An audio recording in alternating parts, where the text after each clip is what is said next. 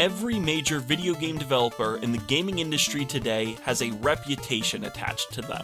From Rockstar to Electronic Arts to Ubisoft, each of these companies' actions and releases over the years have directly shaped how people view them. Although each of these companies and many others may be well loved, they all still have their fair share of flaws in the public eye. But there is a very small group of developers which have reached another level when it comes to their reputation. Studios which have achieved legendary status over the course of their existence, which makes it so that even when people are critical of them, they still love these companies just as much as ever. Valve, Telltale Games, and Nintendo are some companies which I'd say most fit this description. There is another company who used to stand alongside those ones as well, a British developer founded by a pair of brothers in the year 1985. The conduct of this studio during its prime and the games it put out are so famous that all I need to do to explain why they were so highly regarded is say a single word: Rare.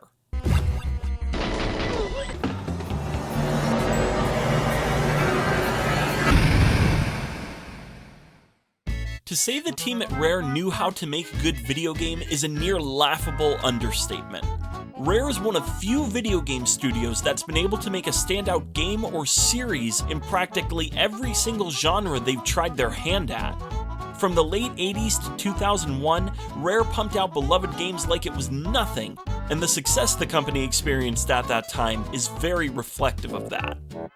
But there's a reason everything I've been saying up to this point has been in past tense. It's because at the turn of the millennium, Rare's reputation took a sudden, steep nosedive. The company went from making games as influential as GoldenEye 007 to working on a series of motion control sports games for the Kinect. How did this happen? I'll get to that answer soon enough, but first, let me introduce the game which signaled the beginning of Rare's fall from grace. Grabbed by the Ghoulies.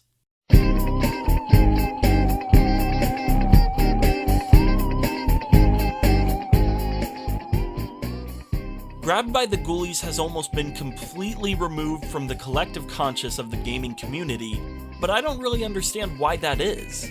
It's a straightforward 3D beat-em-up set against a classic Halloween backdrop that's been given a healthy dose of Rare charm. While its twin-stick shooter-inspired controls can leave something to be desired at times, I don't think they ruin the experience of the game in any meaningful way.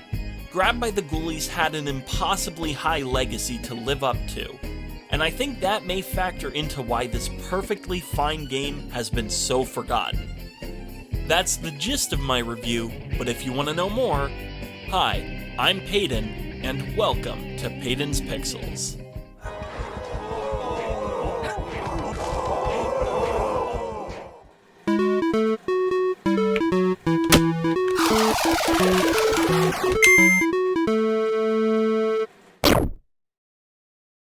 Before I get into the deep end of my review, let me back up a bit and answer the question of how Rare wound up in this situation. Much of Rare's early success can be traced back to how tightly knit they were with Nintendo. From Nintendo making Rare a second-party developer in 1994, which allowed the company to triple in size, to Nintendo letting Rare take control of an intellectual property as iconic as Donkey Kong, the two companies' relationship was instrumental to how Rare became the juggernaut it was during the fifth console generation. And yet, it seemed that over time the two companies started to grow a little distant. Nothing specific went down between Rare and Nintendo, there was just a series of odd little things that happened over a couple of years. During the development of Diddy Kong Racing, Nintendo was apparently pleased that Rare chose to use their original character, Diddy Kong, to be the face of their upcoming kart racer, rather than the Nintendo-owned Donkey Kong. Later, when Conker's Bad Fur Day was released, Nintendo did no active marketing for the title, which would ultimately lead to Conker failing financially. While the lack of marketing could be explained by both the GameCube being right around the corner and Conker going directly against Nintendo's family-friendly image, it still didn't change the fact that its measly sales numbers hurt Rare. Nintendo's continued inaction with Rare came to a head in 2002, as Rare was having trouble keeping up with rising development costs. It was clear they needed to become a subsidiary of another company to stay afloat. This caused a bidding war, which included Nintendo and Activision, to break out over Rare. But at the end of it all, Rare was sold for $375 million to Microsoft. The Microsoft buyout would mark the beginning of a long and slow decline for Rare, which they wouldn't start to come out of until more than a decade later. Again, this whole chapter of Rare's existence starts with Grabbed by the Ghoulies, which was released for the Xbox in the October of 2003. Outside of Star Fox Adventures and a couple of titles released on the Game Boy Advance, Grabbed by the Ghoulies is what I would consider the first true release from Rare while under Microsoft's ownership. True in the sense that it's an original property made exclusively for a Microsoft system. And the game isn't afraid to show you that it knows it's being played on an Xbox.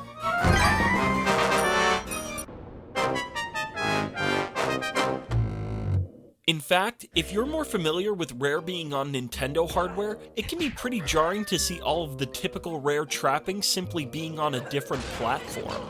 Everything is here too, from their dry British humor laced with innuendos to their character designs that wouldn't look out of place on a Saturday morning cartoon. Grabbed by the Ghoulies looks the part of a Rare game, which definitely makes it stand out in the Xbox's otherwise more mature-focused library. For me though, this game never looked out of place on the Xbox. Really, it was only within the past 5 or so years that I learned of how anyone disliked Rare's time spent with Microsoft, or that Rare had even existed on Nintendo before Grabbed by the Ghoulies. And that's because this was the first Rare game I think I ever played. To some, hearing that I started playing Rare games with Grabbed by the Ghoulies would almost be as bad as me saying Metal Gear Survive was my first Konami game. I am fully aware of how odd a starting point this was now, but back when I was 7 years old, I didn't care about anything besides how realistic the mansion looked and how cool all the different monster designs were. But it's been a long time since 2003. A lot has changed for Rare, as they seem to be entering into a new period of success, with games like Killer Instinct 2013, Sea of Thieves, and the to-be-released Everwild all garnering high levels of praise. And all of this is what makes Grabbed by the Ghoulies so interesting to me. It came out too late to be a part of Rare's golden age, but it was made too early to be a part of the company's resurgence. And it just so happens that I grew up with this middle child of a game being one of the first video games I can remember finishing. So, seeing as this video is supposed to be a review, and I should definitely be reviewing the game by now, let me start by showing you how the game welcomes you into its world.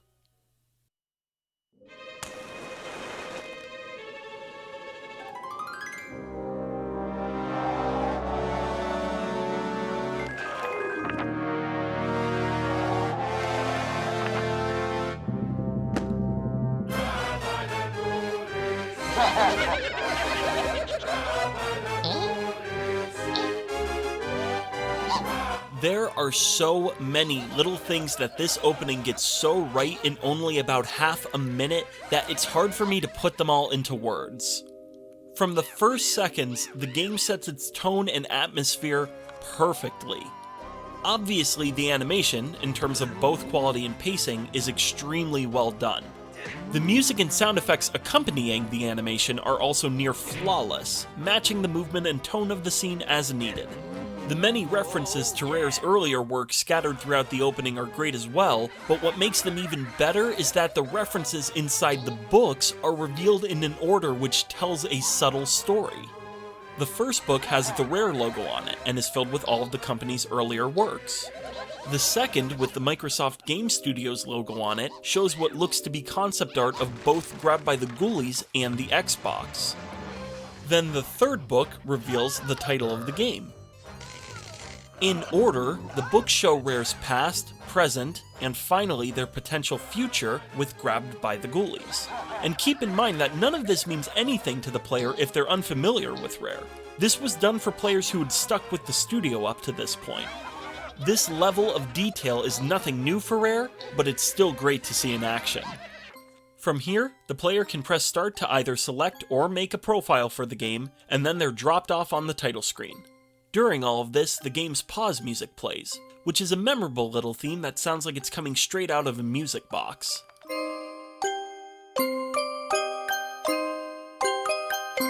This is another huge atmosphere booster right out of the gate. And that's really the one element I'd say Grabbed by the Ghoulies nails from its opening level to its final cutscene: atmosphere. During my entire playthrough of the game, the feeling of being in a haunted mansion never got old or lost its edge.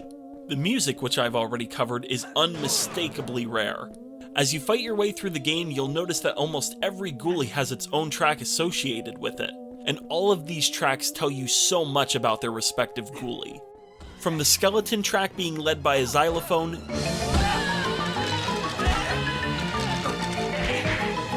to the Ninja Imp theme including a sped-up version of the Oriental Riff, the music does everything it can to support whatever scene the player winds up in.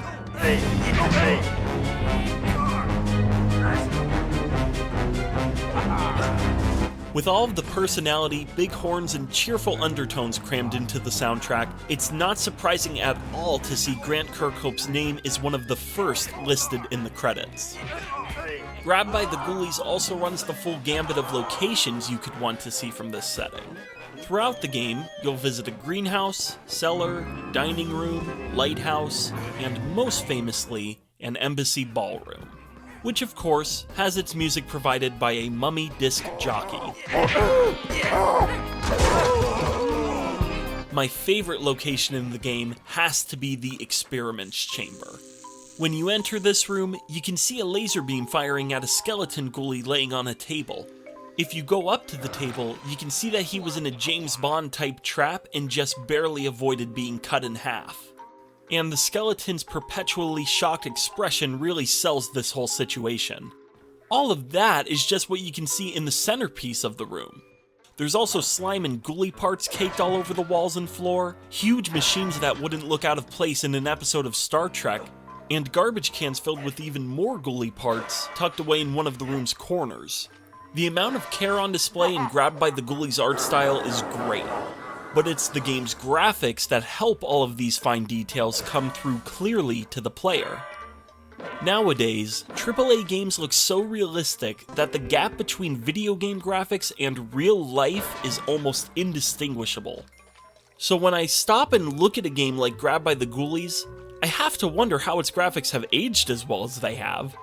Only when the player is trying to make out small text on posters or objects in the world does texture quality become an issue. And all of the game's models have held up as well as they reasonably could have. The only times I can think of when the game looks bad would be when there was a skybox placed too close to the player, namely when outside or next to a window. But for an original Xbox game, I'm more impressed that's the only graphical issue I came across than anything else. Going back to the models for a moment, there's actually a fair number of them in Grabbed by the Ghoulies, thanks to how many different ghoulies and characters there are. By my count, there's 23 unique ghoulies you'll keep running into as you play, and all of them have their own splash screen that appears when you first encounter them. Each of the ghoulie types has its own distinct personality that shines through in their many animations, which goes a long way to making these guys feel like more than virtual punching bags. There are only 9 characters in the game, counting the player character, but their models are all just as well made. And while they all have simple personalities, you tend to see theirs come out more in the game's comic book inspired cutscenes instead of their animations. Speaking of cutscenes, Grabbed by the Ghoulies opens on one of the most cliché notes a spooky story could. There's a couple, Cooper and Amber, walking through a forest on a dark and stormy night. Needing shelter, they come across Gloomhaven, Ghoulhaven Manor. While debating whether or not they should enter the manor for shelter, Cooper insults the building's owner, Baron von Ghoul. This causes the Baron to send some gargoyles to kidnap Amber and bring her inside the manor. So yes, Amber has in fact been grabbed by the Ghoulies. The rest of the story goes about how you might expect. guy tries to save girl, girl gets turned into a monster, guy has to make a potion to change girl back, guy goes and collects ingredients for potion, guy gives her potion and that makes girl even worse, guy beats up monster girl. I mean, I could go on, but I think you get it. Grab by the Ghoulies story exists to give a reason for the player to keep playing, and not much else, with the exception of one highlight. As you play the game, you come across other kids who've been captured by the Baron and left in various spots around the manor. They've all been locked in place and you have no way to rescue them. This setup had some potential, like maybe the game could have had some Metroidvania elements where as you play, you gain the ability to free kids you saw earlier on, and in turn they give you access to new abilities or weapons. Though even this just has an okay payoff, but I'll get to that later. The story doesn't really matter. But that's fine because the game is conscious of that fact. All of the cutscenes are skippable, but I never felt the urge to actually skip one. Grab by the Ghoulies story ultimately amounts to some well-presented, silly filler between levels. Sadly, the lack of a satisfying narrative isn't made up for by any super funny or memorable characters. See, most Rare stories are on the same level as Grab by the Ghoulies. Take Banjo-Kazooie for example. When you really boil its story down to its core, it's no more complex than the one in Super Mario Bros. A villain kidnaps a girl, and a hero has to go and rescue her from the villain's lair. Or heroes in the case of Banjo-Kazooie. The key difference between these two games is that in Banjo-Kazooie, the world is populated by characters filled with as much personality as the Nintendo 64 would allow. To show you what I mean, let's just compare each game's antagonist, Baron von Ghoul and Gruntilda. At a glance, these two seem pretty similar, from how they both speak using noises instead of words,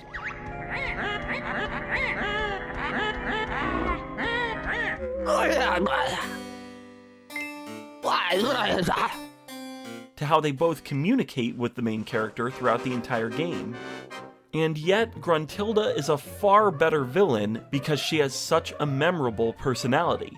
She's childish, rude, and hot-headed, and the player knows this because when she's talking to Banjo and Kazooie, she's directly mocking them while rhyming, sometimes completely unprovoked. She'll just pop in, let them know how much they suck, and leave. Baron von Ghoul, on the other hand, has his personality come through best during one part in Grab by the Ghoulies' opening cutscene, and again much later in his final boss fight. During the actual meat of the game, he only shows that he's a little mischievous with how he messes with the player's health from room to room. And you don't get any hero-villain interactions even close to those in Banjo-Kazooie. So keeping in mind that the Baron is one of the most personality-filled characters in the game, there's really no need to go into anyone else. The entire cast ranges from decent to generic, with Fiddlesworth the Groundskeeper probably being the most entertaining character of the bunch. Oh! Classic. Okay! Moving on, as I said in the intro, Grab by the Ghoulies is a 3D beat-em-up with twin-stick shooter-inspired controls. What I mean by that is the analog sticks are more or less all you'll have to use to play the game. The left stick moves Cooper around, while the right stick makes Cooper attack in the direction it's pressed towards. He'll keep attacking in any direction as long as the right stick is held that way. This setup makes it so that the camera has to be mapped onto the triggers, which can take a little getting used to. In short, my thoughts on the controls are... they're fine. The biggest issue I had with the controls is that every now and then I'd think I was pressing the right stick in one direction, but Cooper would attack a little to the side of that. During my time with the game, I never got to the point where I was 100% accurate with my attacks. I could see some people getting fed up with this, but it never bothered me too much. Which, to be fair, could be because of how forgiving Grab by the Ghoulies is. The game opts for a Super Meat Boy system, where death requires you to start a level over until you manage to beat it, instead of threatening to send you back to the start of the game if you die too many times. But even with that, I'd say this only happened once out of every 50 melee attacks I dealt. There's two other notes I have about the controls. The first is that throughout the game, you'll occasionally be given one of three guns to help you defeat Ghoulies. The shooting controls are the exact same as when you're attacking with either your fists or a disposable weapon, and they work well. The problem comes up when you want to perform a melee attack while using a gun. To do this, you flick the right stick towards the opponent instead of holding it towards them. This might not sound bad, but it was the worst feeling part of the controls to me, by far. Every time I had to attack this way, it felt clunky at best. And there was such an easy fix for this too. Imagine this. You press a button while holding a gun, and that switches Cooper's attack mode from ranged to melee, and then back when pressed again. Why they went with the system in-game instead of something like this is beyond me. Fortunately, I didn't have to use this attack method very often, so I can't say it had a chance to ruin anything for me. The second thing to note about the controls is the game's auto camera just cannot keep up with the player. This didn't prove to be much of an issue, since the triggers do a good job at controlling the camera, but you'll still need to stay on top of them if you want to see where you're going. Now I know a lot of that sounded negative, but the controls are definitely more than the sum of their parts. Combat feels really nice overall, with satisfying hit and death sounds everywhere.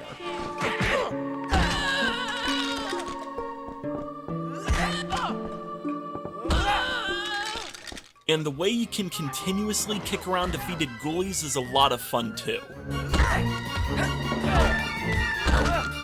The guns I talked about before are also great. Thanks to their infinite ammo, they make it easy to wipe out a room full of ghoulies like it's nothing.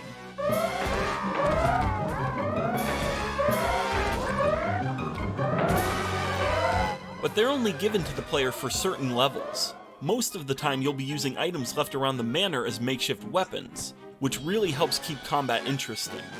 From plant pots to billiards tables, all of Grabbed by the Ghoulies' weapons are useful in the right situation. There isn't much off limits when it comes to the ways you can take out ghoulies. Unless, of course, there's a no weapons challenge in effect. Challenges are how the game keeps the player on their toes. In almost every room, the player will be stopped at some point, typically when they're about to exit the room, and be ordered to complete a specific challenge. The rules of these challenges and when they activate all vary wildly, and some of them can take some real out-of-the-box thinking to complete. Crackpot's lab in particular has some fantastic level design going on. In this level, you have to kill a certain ghoulie to get a key in order to leave the room. Simple enough. You look around a bit until you find the ghoulie you have to kill, only to find out they're a vampire. Throughout the game, you learn that physical attacks do 0 damage to vampires, and the only way to kill them is to use a gun that shoots garlic. In this level, you don't have that gun, which means there is no way for you to kill the vampire. But you also have another challenge in this level, which is to not kill any skeletons. At this point, the player will have almost certainly learned that when they fail a challenge, the Grim Reaper will appear and hunt Cooper down until he's dead.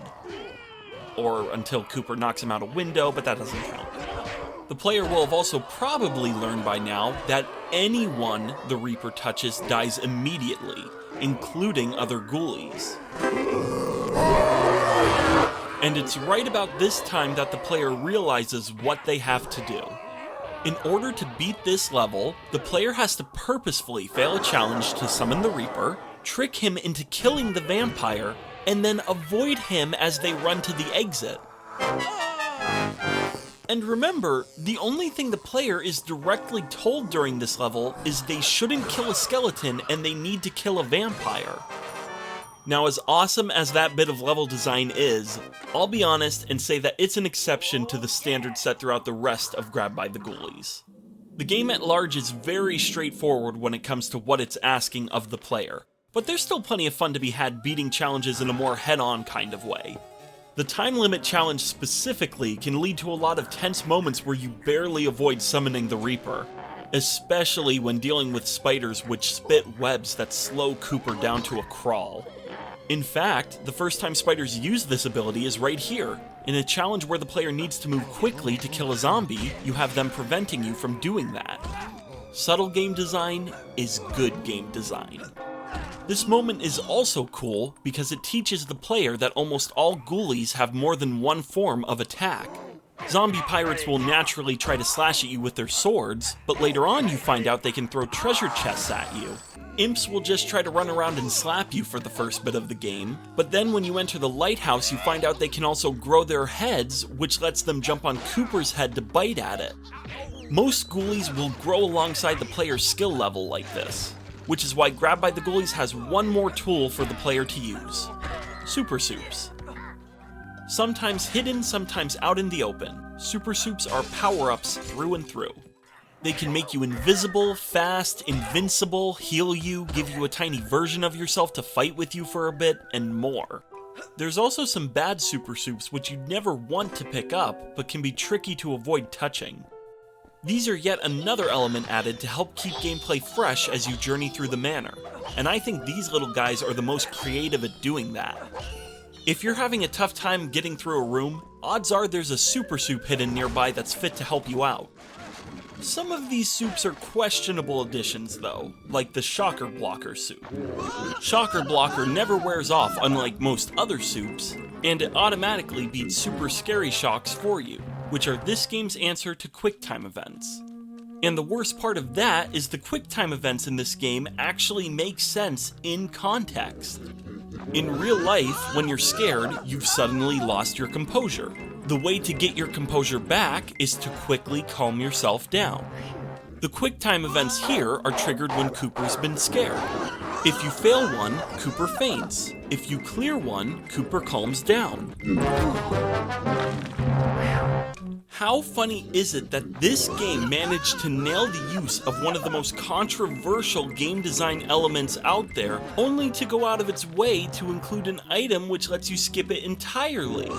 But this isn't even the most egregious example of a power-up that plays the game for you.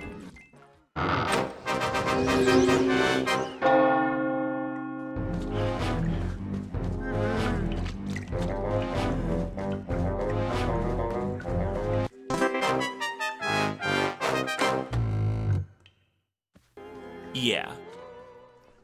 Now that you know all the mechanics which make up the core gameplay, it's time to show you how they all come together in the game's final few challenges. If you don't want any spoilers, skip to the timecode on screen to go straight to my final thoughts.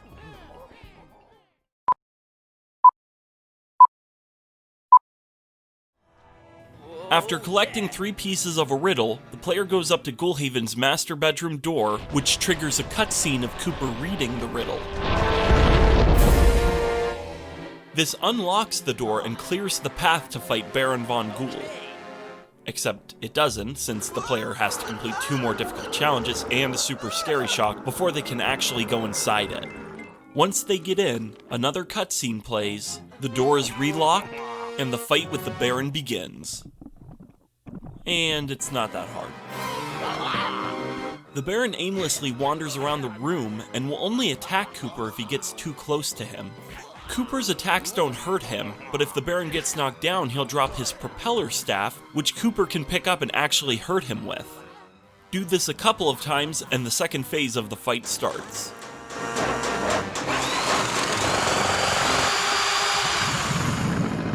Oh, so that's why they call him Baron. This part of the fight is way more interesting. The Baron will fly around his room like how he walked around it, but now when he sees Cooper, he'll yell, "Damn!" and charge straight towards him, dealing a good amount of damage and knockback if he hits him. But if Cooper dodges him, the Baron will keep flying until he crashes and become dizzy for a moment. You can attack him during this time, but just like before, you won't hurt him at all. After you attack him a couple of times, the Baron will make a Star Wars reference and give Cooper a gun that can hurt him just to give him a fighting chance. How thoughtful. Now whenever you shoot the Baron, he'll take damage, but when he recovers he'll become invincible for a bit and call in a group of ghoulies to attack you. Do this 4 times and it's on to the last phase of the fight. Nothing new is introduced in the 3rd phase, and instead the Baron just becomes enraged and keeps charging you quicker than before. Just keep moving and you'll be able to take him out without much trouble. Before I move on, as a test of all the players' accumulated skill, The Baron's okay. He's fairly challenging the first time you fight him, but it didn't take me long to get his patterns down perfectly. I like the idea of the player having to use both the game's standard combat and a gun to beat him, but I feel like the gun should have come in for the third phase of the fight instead of the second.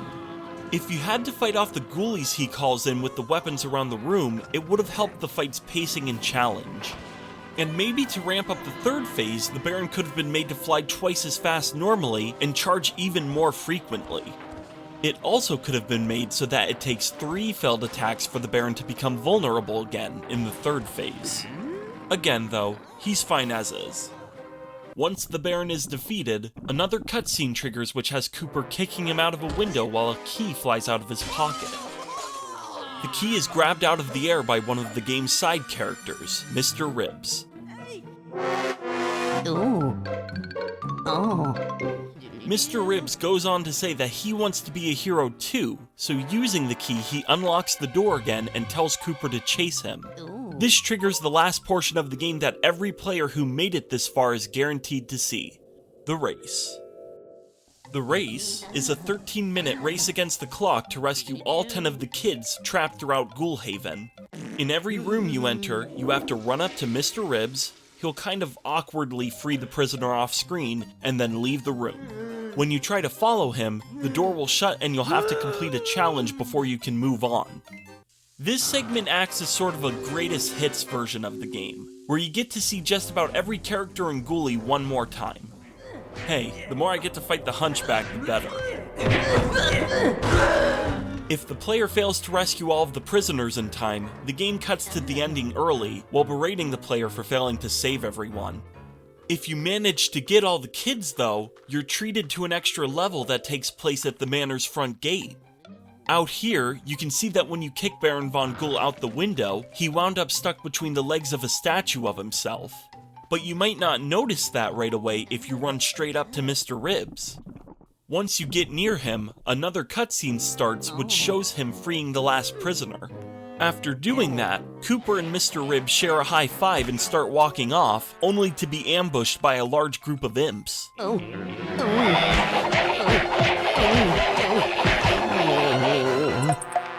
Right when it looks like it's all over for them, Ma Soupswill, the person who made the Super Soups, jumps over a hedge, crushing an imp into jelly in the process, and starts to fight off the imps with a giant spoon. When the cutscene ends, you're in control of Ma Soupswill, and can whack away at the imps as much as you want to. I'm not going to go super in-depth on the mechanics of this part, since technically speaking, they're nothing special. But this moment is still awesome for 2 reasons. 1. The fact that it even exists is so cool. Being able to play as side characters in games is already a bit of a rarity, so seeing something like this done as a last level bonus for players who finished everything else is such an unexpected but welcome surprise. 2. This is such a great way to work around the old final boss that has all new mechanics problem. Ideally, a final boss should be the hardest thing a player has to do in a game, because it takes all of the player's previously learned skills to beat it. But some games have final bosses which introduce entirely new mechanics that the player has to learn right then and there, all while fighting what should be the hardest enemy of the game. This is bad game design because it takes everything the player has learned up to that point, throws it out, and replaces it with something that is practically always inferior just for the sake of giving the player something different. Grab by the Ghoulies works around this issue by giving the player both of these endings. You have a test of the player's mechanical skill with the Baron fight, and you have something new at the last minute at the front gate. It's such a simple workaround that I'm surprised I haven't seen more games attempt this. Whether or not you get that final level though, the game will trigger one last cutscene where the side characters all say goodbye while Amber and Cooper walk off towards a nearby town. The last thing we see before the credits is the Baron flying above them for a second before flying towards the same town. Alright, I think it's time I wrap this video up and... oh. That's not supposed to happen. All of the rare games I was talking about earlier also had another reason why they were so highly regarded. It was thanks to how polished they were. Grabbed by the Ghoulies simply isn't as polished as those titles. A couple of times during my playthrough, I came across minor glitches that I think would have been relatively easy to fix, and was left wondering why they weren't. None of them stuck out to me in any serious way, but there is one part of the game that lacks polish and isn't a glitch. That would be bonus challenge number 21. Hidden inside every level of the game is a bonus book with the Rare logo on it. By collecting 5 of these, you unlock a bonus challenge in the bonus challenges menu. There are 20 bonus challenges to unlock and earn medals on. The challenges themselves are small distractions from the main game, but if you manage to get a gold or platinum medal on all of them, it will unlock the secret bonus challenge number 21. This challenge gives you the ability to play the whole game again as Cooper's girlfriend, Amber. This is basically a hard mode for players who want to get as much out of this game as they can, seeing as you start each room with a flat 10 health and there's no super soups around to alter it in any way. My problem with this mode is that the developers changed the bare minimum they could to make it happen. The first thing I noticed is there are no cutscenes here, which I do understand. Reanimating every moment in the game with Amber would have probably been impractical for how few players would even unlock this feature. But that's not all. Listen to how Cooper breathes in these first-person segments.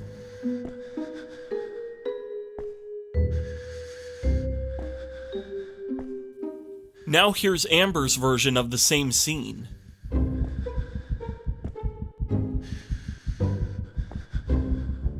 They both use the exact same audio. A little weird, but whatever. Now compare how Cooper and Amber's faces are lit in this same scene. Amber's just looks off, like her model wasn't fully adjusted to work with the lighting engine. This one subtle change makes her look worse when compared to anyone else.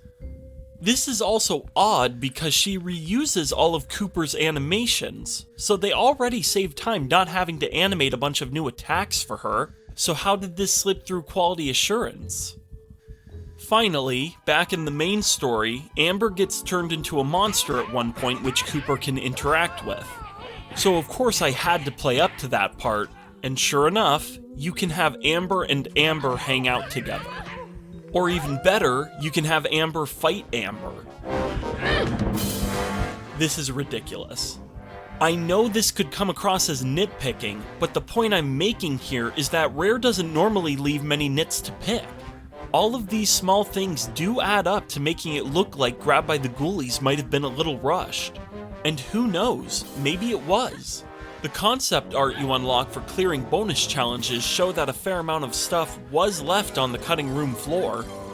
I'll just end this section by saying that none of these things seriously drag the game down for me. I just found it interesting how much more often stuff like this happened here than in either Banjo-Kazooie or Conker's Bad Fur Day. Grabbed by the Ghoulies, to many, marked the end of an era for one of the most prolific developers the video game industry has ever seen. To me, however, this game marked my first interaction with what would go on to become one of my favorite game studios. Grabbed by the Ghoulies isn't good enough to stand side by side with Rare's best, but it's not nearly hated enough to be put in the same group as Banjo-Kazooie Nuts and Bolts. It's stuck in the middle of just about everything it could be, which is why I feel it's been so forgotten. For me though, Grabbed by the Ghoulies manages to be a standout in the most important area of all: fun. This game isn't some lost classic or anything like that, but it's simple, arcadey, Rare brand fun. In some regards, this game's downright cheesy, but that's a part of what makes me like it so much. It never pretends to be anything more than what it is, and I respect it for that. Because really, how could you not enjoy Rare's take on Castlevania? It's a close one, but out of 10, I give Grabbed by the Ghoulies an 8.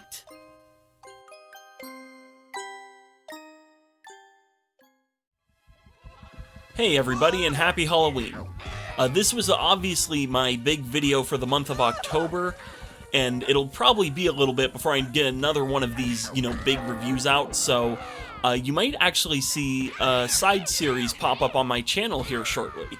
So if you enjoyed this, drop a like, don't forget to subscribe, ring the bell, all that YouTube stuff that everybody says, and I will catch you in the next video.